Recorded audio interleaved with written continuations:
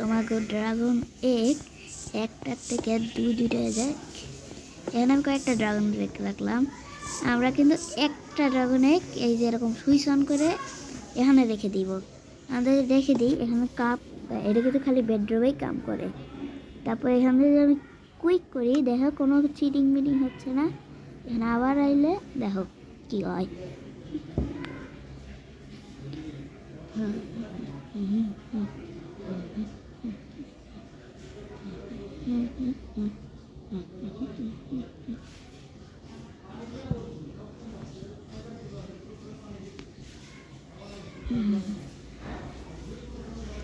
Loading নিতে time লাগে।